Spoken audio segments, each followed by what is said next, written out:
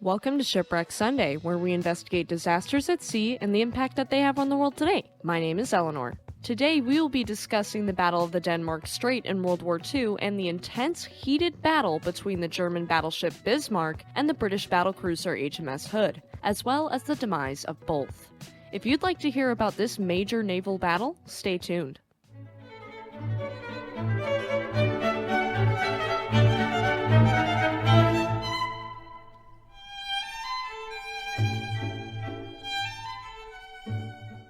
Quick disclaimer for our younger audience before we dive in. This story does include details of a maritime disaster resulting in the loss of a vessel, Nazi ideology, suicide, wartime violence, and death that may be disturbing to some audiences. Viewer discretion is advised for those under the age of 13. Please keep in mind that I'm not a mariner or expert in the field of maritime history, but I've done my research. Okay everyone, let's get into it. Also, welcome back, Derek. Thank you. Shout out to our listener Leopard1 on YouTube for coming up with this idea to do a double feature of these two battleships. In today's episode, I will be voicing the Bismarck's perspective and her history. And I'll be talking from HMS Hood's perspective. We're going to do a quick breakdown of each ship's build as well as a brief mention of their histories before we get into the meat and potatoes of everything, the Battle of the Denmark Strait. First, we are going to start with HMS Hood. HMS Hood was part of the Admiral class built at the end of World War I for the Royal Navy, and she was built as a direct response to Germany's Mackensen-class battleships, which were reported to be more armored and heavily armed than the latest British battleships of the Renown and Courageous classes. So, to compensate, HMS Hood, the only ship in the Admiralty class to be completed due to the cost of the ship and the required labor and material. She was significantly larger than her predecessors, costing £6,025,000. After she was ordered on April 7, 1916, she was laid in yard number 460 of the John Brown and Company shipyard later that year on September 1, 1916, being launched on August 22, 1918, and commissioned on May 15, 1920. She was named after Admiral Samuel Hood. In imperial measurements, HMS Hood was 860 feet and 7 inches long, had a beam of 104 feet and 2 inches wide, and a draft of 32 feet deep. In metric measurements, that's a length of 262.3 meters long, a beam of 31.8 meters wide, and a draft of 9.8 meters deep. For her displacement in imperial measurements, she displaced 46,680 long tons, and in metric measurements, she displaced 47,430 tons. As for propulsion, she was equipped with 24 Yarrow boilers capable of producing 144,000 horsepower or 107,000 kilowatts. And these boilers powered 4 geared steam turbines that turned 4 propeller shafts. She was capable of reaching an average speed of 32 knots, which is 59 kilometers per hour and 37 miles per hour. Her complement in 1919 as a squadron flagship was 1,433 men. In 1934, she had 81 officers and 1,244 ratings aboard, for a total of 1,325 men. HMS Hood was a well-armed battle cruiser, and for her armament in 1941, which is the time period when the Battle of the Denmark Strait took place, she was equipped with 8 15-inch or 381mm guns in 4 twin mounts placed throughout the ship, being nicknamed A, B, X, and Y, from bow to stern. She also had 14 4-inch or 101mm anti-aircraft guns set in 7 twin mounts throughout the ship, to protect themselves from Luftwaffe aircraft. She also had 3 octuple mountings for 1.6-inch or 40mm QF 2-pounder Mk8 guns next to the funnels. She also was equipped with 4 quad mounts of Vickers half-inch or 12.7mm machine guns and 5 20-barrel unrotated projectile mounts that launched 7-inch or 177.8mm rockets. Unrotated projectiles were British anti-aircraft and ground bombardment rockets used during World War II. She also had 6 21-inch or 533mm torpedo tubes to launch torpedoes, 3 on each side, and they carried around 28 torpedoes total. As for fire control, she had 2 fire control directors. For everyone unaware, a fire control director is part of a fire control system, which typically in modern times has a gun data computer, a director, and a radar to assist a ranged weapon system to target, track, and hit a target. HMS Hood's directors were located one above the conning tower and one in the spotting top above the tripod foremast. Each were protected by thick armor and equipped with rangefinders, one that was 30 feet and one that was 15 feet. The secondary armament was controlled by the directors mounted on each side of the bridge, being supplemented by 2 additional control units in the foretop and being equipped with 9-foot rangefinders. She had rangefinders all over the ship to control her anti-aircraft guns and other guns in her arsenal. During her final refit in 1941, Hood had a Type 279 early warning radar for aircraft and surface vessels, as well as a Type 284 gunnery radar installed. There are some accounts stating that the Type 279 radar was inoperable, but that's debatable, especially given Admiralty documents stating it was perfectly operational. Now we get into her armor. As a battlecruiser, she not only needed a great offense, but a great defense as well. Her armor scheme was based on the armor seen on the battlecruiser HMS Tiger, built in the 1910s for the Royal Navy. This means she had an 8-inch or 203mm waterline belt, though Hood's was different from Tiger's because it was angled 12 degrees from the waterline to increase its relative thickness against flat trajectory shells. Though this seems genius, there was a major drawback. Because of the angling, it exposed more of the vulnerable deck armor and made her more susceptible to high trajectory shells. After the British faced the Battle of Jutland in World War I, 5,000 long tons, or 5,100 metric tons, of armor were added to the ship in the later part of 1916, and this deepened her draft and made her a bit slower.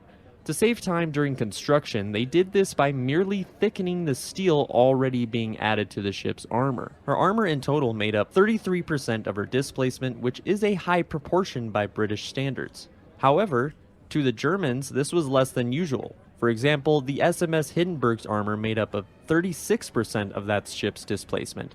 Speaking of the Germans, Elinor, what is the Bismarck up to?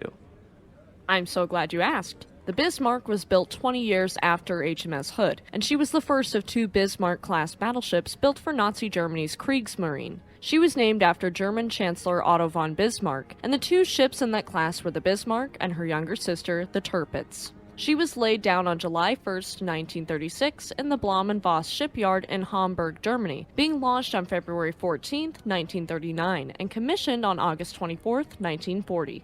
As for her specs, her standard displacement was 41,000 long tons or 41,700 metric tons, and her fully loaded displacement was 49,500 long tons or 50,300 metric tons. Her displacement made her the largest ship in the German fleet, and the second largest battleship in Europe, second only to HMS Vanguard. She was 823 feet and 6 inches long, or 251 meters. Her beam was 118 feet and 1 inch wide, or 36 meters. Her draft was 30 feet and 6 inches deep, or 9.3 meters. As for propulsion, she was equipped with 12 Wagner oil-fired superheated boilers capable of producing 148,116 horsepower, or 110,450 kilowatts. She had 3 geared steam turbines which powered 3 screws. She could reach a maximum speed of 30.1 knots, which equals out to 55.58 kilometers per hour and 34.53 miles per hour.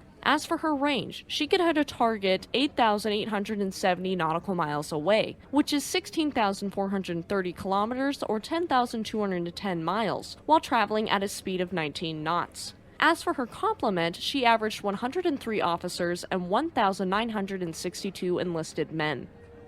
Now we are going to get into the impressive equipment, armaments, and armor of the Bismarck that made her such a formidable enemy to the British. She was equipped with Fumo 23 SeaTac search radar sets, mounted on the stern and forward rangefinders as well as the foretop. She also was equipped with a hydrophone, which is a microphone designed for listening for underwater sounds, and these 2 pieces of equipment made it difficult to sneak up on her. As for her guns, she had quite a few of them. For her armament, she had 8 38cm or 15-inch SKC-34 naval guns in 4 twin mounts, each with 4 guns. These guns were nicknamed Anton and Bruno at the bow and Caesar and Dora at the stern. She had another twin mount system consisting of 12 total 15cm or 5.9-inch SKC-28 medium caliber naval guns in 2 mounts of 6 guns. She also had 16 10.5cm or 4.1-inch SKC-33 or Flak 38 anti-aircraft guns, and these were in twin mounts of 8 guns each. She also had 16 3.7cm or 1.5-inch SKC-30 anti-aircraft guns in twin mounts of 8 each, and these guns were the Kriegsmarine's primary 3.7cm anti-aircraft gun during World War II, so it's not uncommon to see. As for her final gun we're going to cover, she had 12 2cm or 0.79-inch Flak 30 anti-aircraft guns spread throughout the ship. She also had 1 double-ended thwart-ship catapult to launch aircraft, carrying 4 reconnaissance Arado AR-196 float planes at a time. She was armed to the teeth, but she also needed a mouthguard, so to speak. Armor. She had belt armor that was 32 centimeters thick, or 12.6 inches, as well as 36 centimeter thick armor on her turrets, or 14.2 inches, and her main deck had 10 to 12 centimeter thick armor, or 3.9 to 4.7 inches in imperial measurements. Okay, we've covered the specs of both battleships. Now we are going to line them up for their heated battle. We're going to do very, very brief recounts of what they were doing leading up to the Battle of the Denmark Strait. So if you'd like a video more in depth of that part of their careers, let us know. For HMS Hood, she'd have pre-war service after World War I, mostly escorting different convoys and traveling to and from the Mediterranean before and after the Spanish Civil War. She was overhauled in January 1939 all the way up until August 12, 1939 when her overhaul would be completed, and the following month World War II would begin. Captain Irvine Glennie assumed command of HMS Hood in May of 1939 while the ship was still being overhauled, and she was assigned to the Home Fleet's battlecruiser squadron. After World War II started, she primarily patrolled Iceland and the Faroe Islands to protect convoys in that area and intercept German merchant raiders and blockade runners that were trying to break out into the open Atlantic. Merchant raiders are armed commerce raiding ships that disguise themselves as non-combatant merchant vessels. Think if the British sneakily used RMS Olympic to raid other ships during World War I. Blockade runners are merchant vessels used for evading a naval blockade of a port or strait, and usually they are light and fast, using stealth and speed rather than confronting the blockading ships. Later, on September 25, 1939, 24 days after World War II started, the Home Fleet and HMS Hood sortied into the central North Sea in order to aid the damaged submarine HMS Spearfish in her return home. She'd also participate in Operation Catapult, which unfortunately we will not be covering in this episode, but we can cover it later down the road. HMS Hood would return to home waters on August 10, 1940, and she'd be refitted later into January of 1941. HMS Hood started to undergo a refit that lasted up into March. Even after the refit, HMS Hood still wasn't in great condition. All of the previous battles she'd been through had taken a major toll on her. During the refit, Captain Ralph Kerr would assume command of HMS Hood, and she was ordered to the sea to try to intercept 2 German battleships, but she was unsuccessful. After this, and patrolling the Bay of the Biscay for a brief time, finally the stars would align to our 2 ships. She was ordered to the Norwegian Sea on April 19th, hunting the Bismarck after a false report that the ship had sailed from Germany. After this, HMS Hood patrolled the North Atlantic and headed into Scapa Flow on May 6th. If you'd like a video on the ship sunk in Scapa Flow, let us know. Back to the Bismarck. We're going to briefly sum up Operation Rheinübung before we get into the meat and potatoes of this episode. On May 5, 1941, Adolf Hitler and Wilhelm Keitel arrived to view the 2 sisters, Bismarck and Tirpitz, in Gotenhafen surrounded by their large entourage. After this, Bismarck and another ship, Prinz Eugen, were to proceed with Operation Rheinübung. On May 19, 1941, at 2 a.m., the Bismarck departed Gotenhafen and headed for the Danish Straits, and she was joined by Prinz Eugen at 11:25 a.m. They would encounter multiple Swedish vessels, essentially blowing their cover, with an Atlantic raid on its way. After aerial reconnaissance, the Germans confirmed that 1 aircraft carrier, 4 cruisers, and 3 battleships were anchored at the British naval base at Scapa Flow, and this led the Germans to believe that maybe, just maybe, their cover had yet to be blown. Maybe they'd been wrong. On the evening of May 20th, Bismarck and her flotilla reached the Norwegian coast, with minesweepers being dispatched as well as 2 raiders and their destroyer escorts moving north. The next morning, the Prince Eugen intercepted a signal ordering British reconnaissance aircraft to search northbound off the Norwegian coast for 2 battleships and 3 destroyers. 4 aircraft would swoop in and then disappear before the Germans could do anything about it, and the Germans pushed forward to Grimstad Ford. Though a pair of Bf-109 fighters circled above the battleships to protect them from the air, a sneaky British flying officer, Mr. Michael Suckling, was able to fly above all of this at a height of 8,000 meters, or 26,000 feet, and get aerial shots of the Bismarck and her escorts, handing these pictures over to the British. After this, the British deployed 6 destroyers, HMS Prince of Wales and HMS Hood, to reinforce the ships patrolling the Denmark Strait. The rest of the home fleet in Scapa Flow was on high alert, but stayed put. Bismarck would not refuel, and she, Prince Eugen, and 3 escorting destroyers departed Bergen on May 21st at 7:31 p.m.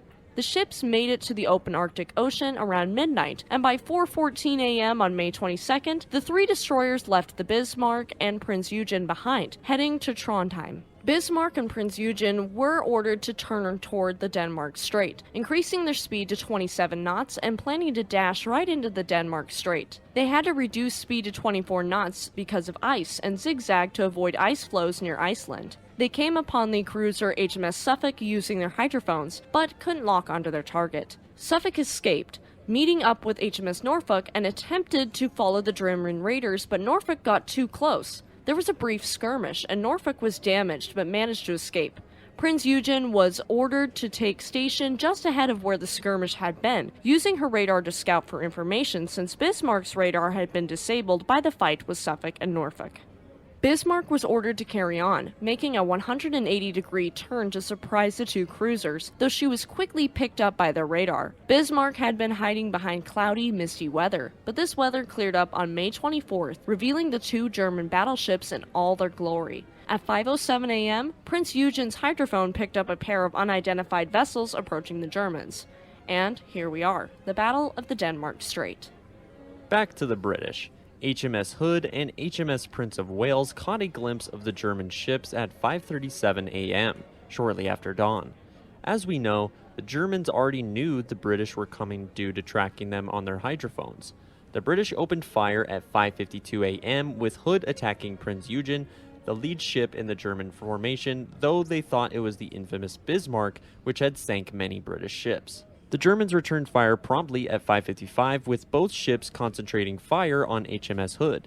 Hood was hit with the first shell, one launched from Prince Eugen, right on her boat deck between her funnels, starting an inferno among the ready-use ammo for the anti-aircraft guns and rockets for the UP mounts. This fire would make things incredibly difficult for HMS Hood.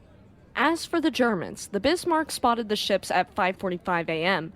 The British were steaming head-on toward the Germans, and this allowed Bismarck and Prince Eugen to fire full broadsides while Hood and Prince of Wales could only use their forward guns. Several minutes into the battle, the British turned 20 degrees to port, using their rear guns turrets now on the German battleships. Bismarck and Prince Eugen focused in on HMS Hood, raining down shells upon her. Once Bismarck locked onto HMS Hood's range, they began shooting off salvos in rapid succession from Bismarck's 38-centimeter guns. The 15-centimeter secondary guns were turned onto Prince of Wales, with the British ships turning 20 degrees once more to be parallel with Bismarck and Prince Eugen, the 4 ships exchanging shots.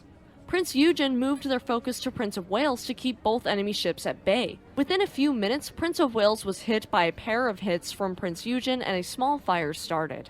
At 6 a.m., during this first 20-degree turn to use her rear turrets, HMS Hood was struck again by at least 1, but possibly more, shells on her boat deck from Bismarck's 5th salvo.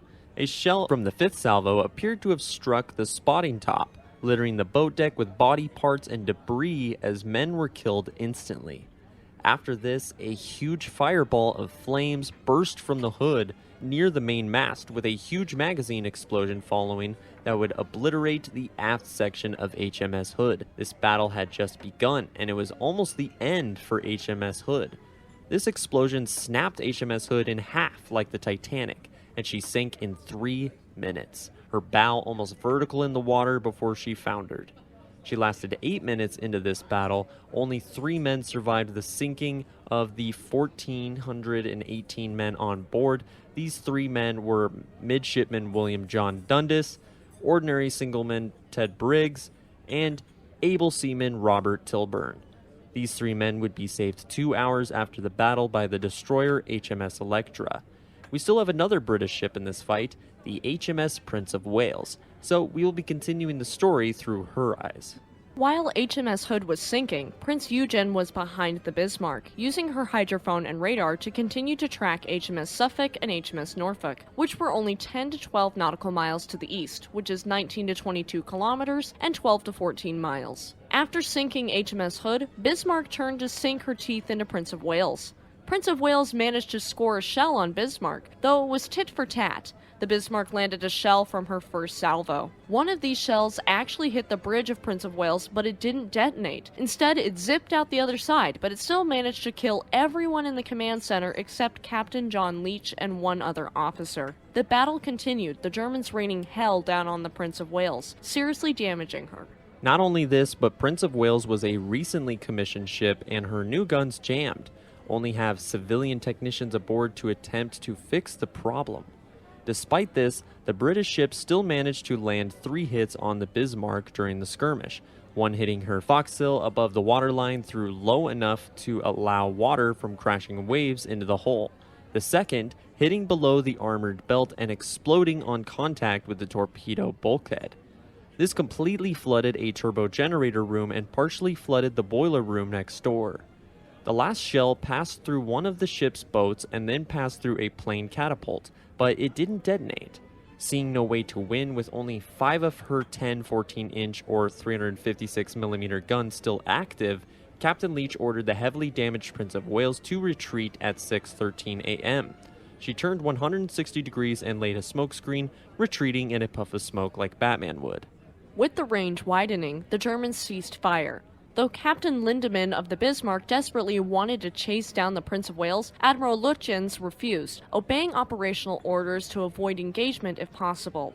Instead, Bismarck and Prince Eugen were ordered out to the North Atlantic. During this skirmish, the Bismarck had fired 93 armor-piercing shells and been hit with 3 from Prince of Wales. The forecastle allowed roughly 1,000 to 2,000 tons, or 980 to 1,970 long tons of water to flood the ship, and this would contaminate the fuel oil stored in the bow. Despite this, there was no reduction in speed to let damage control teams patch the hull, and because of this, it continued to widen and let in more and more water. The second shell did cause additional flooding, but not as badly, but shell splinters from the second shell damaged a steam line in the turbo generator room. This sounds serious, but it wasn't really, since Bismarck was well equipped with other generator reserves. The flooding from both of these shell hits caused a 9-degree list to port and a loss of trim in the bow by 3 degrees.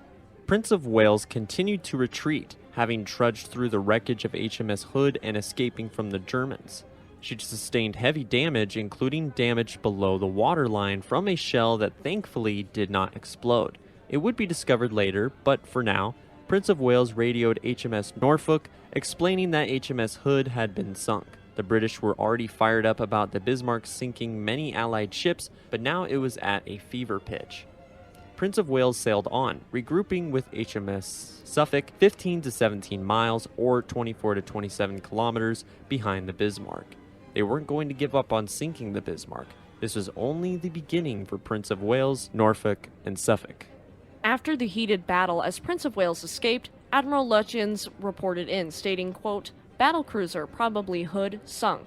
Another battleship, King George V or Renown, turned away damaged. 2 heavy cruisers maintained contact."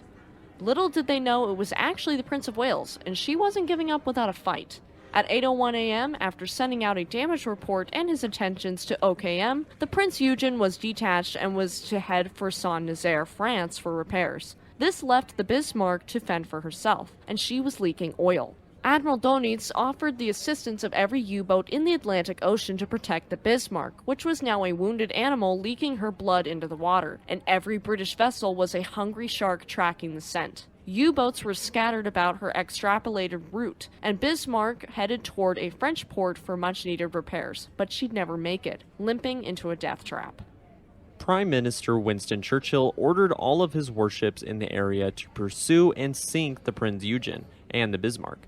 Ships were converging from all over the North Atlantic to hunt the Bismarck, including Admiral Sir John Tovey's home fleet. In total, there would be 42 total ships, 21 destroyers, 2 aircraft carriers, 13 cruisers, and 6 battleships and battle cruisers. And the Prince of Wales had 9 out of her 10 guns operational again by 5 p.m., thus permitting her to be the frontrunner of Wake Walker's formation to attack Bismarck should the opportunity present itself.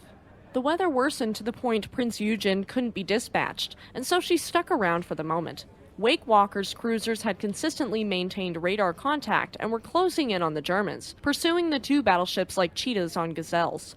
Prinz Eugen would be dispatched a couple hours later at 6:14 p.m., leaving the Bismarck alone as she turned to face the formation, forcing HMS Suffolk to turn away at high speed because of the sudden maneuver. Prince of Wales opened fire, firing 12 salvos at Bismarck, and Bismarck fired 9 back, though none hit. This skirmish distracted the British long enough for Prinz Eugen to slip away.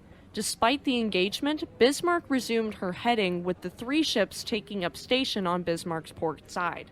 Bismarck had been heavily damaged and needed to slow down, but she could still reach 27 to 28 knots, and this was the maximum speed of King George V in Tovey's home fleet. If the British couldn't slow the Bismarck down, then they wouldn't be able to stop her from making it to France. Just before 4 p.m. on May 25th, Tovey would dispatch HMS Victorious, an aircraft carrier, alongside 4 light cruiser in order to meet up the Bismarck and launch torpedo bombers, something Bismarck couldn't outrun. Later, at 10 p.m., HMS Victorious launched her planes and began the attack, but it was a mess. The aviators were not experienced and damn near struck HMS Norfolk and the United States Coast Guard cutter Modoc instead, and because of this confusion, the anti-aircraft gunners on board Bismarck got their chance. Bismarck would fire both her first and second batteries at maximum depression, and this created giant splashes in the water in the path of the torpedo bombers, but none of the aircraft were shot down. Bismarck was able to avoid 7 torpedoes, but the 8th landed, striking the Bismarck amidships on the main armament belt, and this threw 1 man into a bulkhead, killing him instantly and injuring 5 others nearby. This explosion also caused minor damage to the electrical equipment, but the ship did suffer more serious damage as well. While making rapid, sharp turns to avoid torpedoes, her collision mats were loosened, and this vastly increased the flooding and forced the crew to abandon the port side boiler room number 2. This meant another boiler was lost as well as fuel, and her trim dipped even lower, and so the Bismarck slowed down to 16 knots. Divers were able to repair the collision mats, and this meant she could increase her speed back up to 20 knots. But would it be enough? Just after the Swordfish torpedo bombers left the scene, Prince of Wales swooped in once more, and her and the Bismarck engaged in artillery fire. Neither of them accomplished anything. By the morning of May 25th, Bismarck slowed to 12 knots after all of the danger had subsided for now, and divers pumped fuel from the forward compartments to the rear tanks, and this saved a few hundred tons of fuel. We're now going to enter open waters, where the danger against Bismarck was on all sides, though for now she'd gotten away and was making a beeline for France. The British were desperate at this point to find the Bismarck and sink her for good, with many of their own ships running low on fuel. This felt like their last shot. They had to do it, and it had to be this run. They'd continue going in the wrong direction, too. Wake Walker's ships went southwest, Victorious and her cruisers headed west, and Tovey's home fleet pushed into the mid-Atlantic. Force H was at least a day away, leading up from Gibraltar, so they weren't able to help just yet. The Bismarck was unaware they'd broken free from the British, and so they sent out long radio messages to Naval Group West in Paris. The British intercepted these messages and determined bearings from it. Unfortunately, they weren't plotted correctly on King George V, and so Tovey and his ships pushed into the Iceland-Faroe Gap, thinking the Bismarck was heading straight to Germany, and this put them on the wrong course for 7 hours. Even after they figured it out, the gap had widened between the British and the Bismarck. Though the British, alongside codebreakers like Jane Fawcett, were able to decrypt some of the German signals and the French resistance was able to confirm that the Luftwaffe were relocating to France, the British were still behind. If Bismarck was to continue at her current speed, she was fast enough and close enough to France to make it to the safety of cover from the Luftwaffe and U-boats in less than a day. She'd been sighted earlier on May 26th at 10:30 a.m. by a Catalina piloted by Ensign Leonard B. Smith of the U.S. Navy, and he located the ship roughly 690 nautical miles, which is 1,280 kilometers or 790 miles northwest of Brest. Most of the British weren't close enough to stop the Bismarck. Well, the British had one shot, HMS Ark Royal with Force H from Gibraltar. Every other British ship was either too far away or needed to stop and refuel, including Prince of Wales. Swordfish, launched from Ark Royal, were already looking for Bismarck when the Americans located her, and several of the torpedo bombers found the Bismarck themselves, some 60 nautical miles away from the Bismarck, which is 110 kilometers or 69 miles. Admiral James Somerville on the Ark Royal seized his chance, detaching the cruiser HMS Sheffield to follow Bismarck.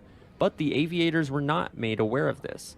As a result, the Swordfish accidentally attacked the Sheffield, but luckily the magnetic detonators failed, and Sheffield was not harmed.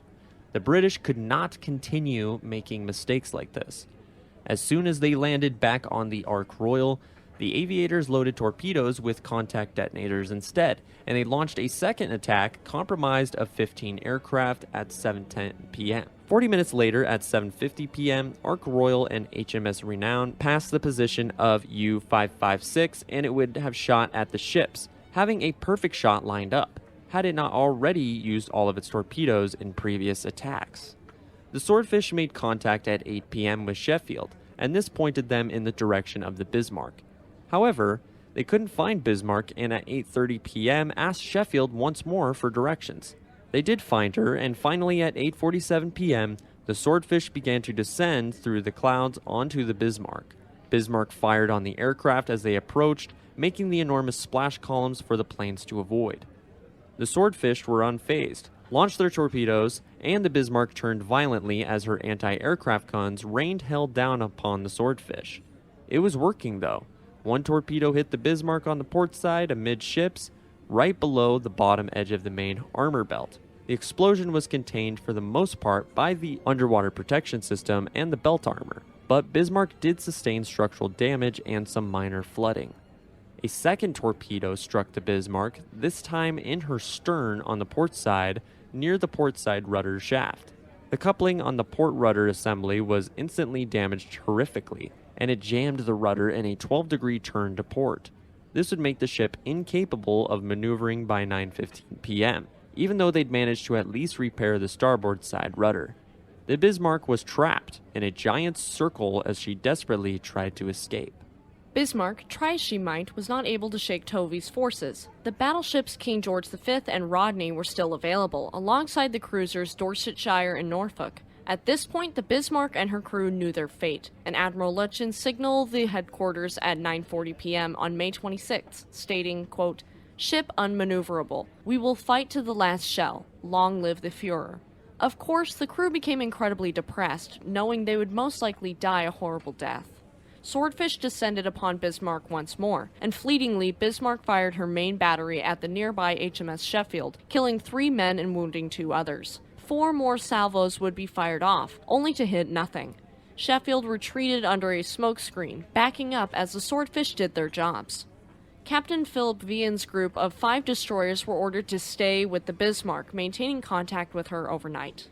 They did come across Bismarck at 10:38 p.m., and quickly Bismarck launched her main battery to defend herself. They fought throughout the night and continued as the sun rose into the sky, and after dawn on May 27th, King George V pushed into attack, with Rodney following closely on the port side. The ships would engage the Bismarck at 8:43 a.m., and the Bismarck returned fire at 8:50 a.m. After this, Bismarck's ability to aim her guns rapidly deteriorated since the ship could not steer and moved erratically in the heavy swells.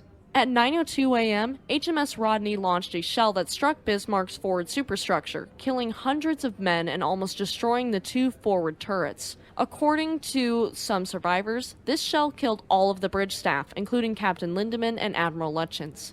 The main fire control director was also hit, and this probably killed Schneider, the man coordinating Bismarck's attacks. This was the beginning of the end.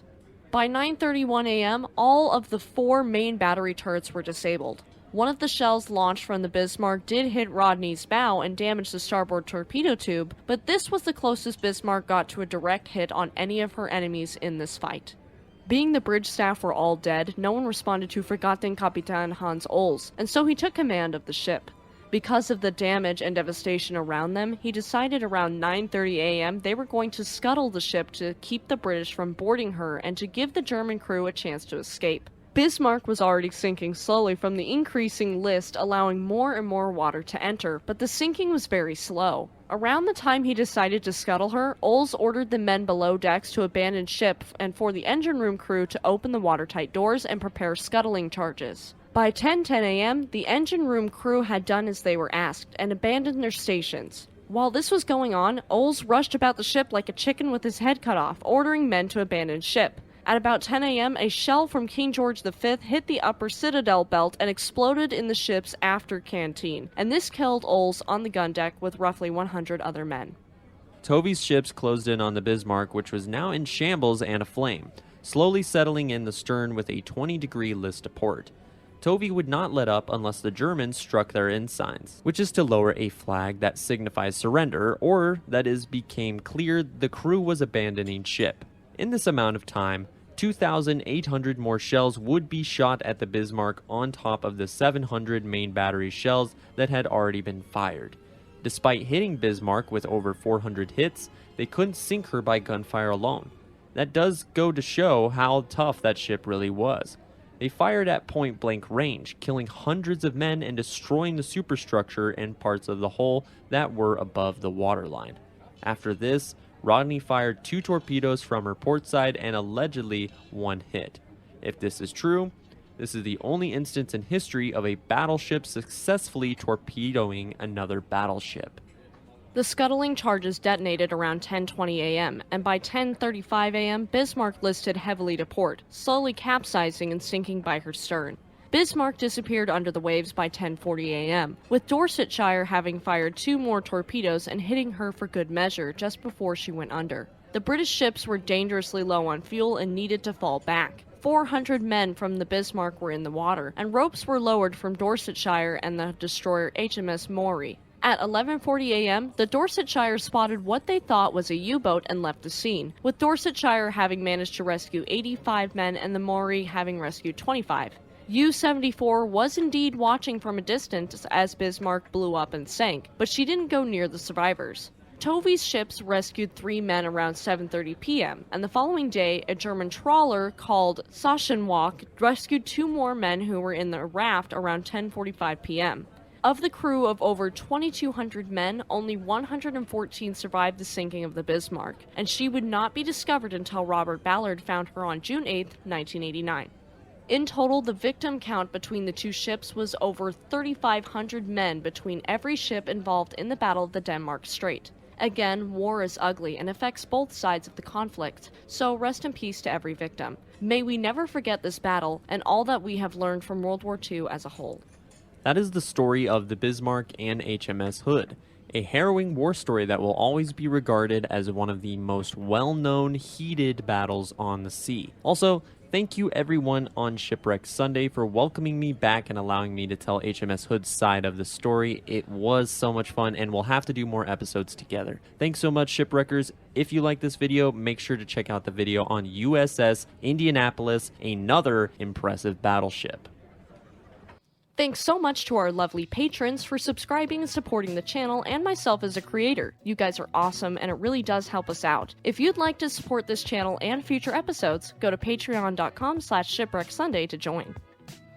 Thank you for tuning into Shipwreck Sunday. If you liked this episode and are listening on YouTube, please give us a like, leave us a comment, and subscribe to our channel. If you liked this episode and are listening on Spotify, Samsung Podcasts, Amazon Music, or another podcast service, please subscribe for more content and leave us a 5-star review as it does help us reach more listeners like you. If you have any ships you'd like us to cover, please leave us a comment and you might hear your favorite ship here on the podcast. Check out our community tab for updates and to interact with us, and we are also on Facebook and Instagram.